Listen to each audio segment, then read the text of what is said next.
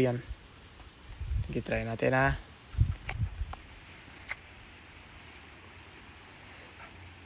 At itong queen naman ay dapat dito. Dito yan nakalagay. Okay. Kailangan dito yan nakalagay guys. Yung queen nila. Queen nyo. Okay. Bali. Isa. Dalawa. Tatlo. Tapos. Ganyan. Diyan ka na umatake. Tingnan nyo. Okay.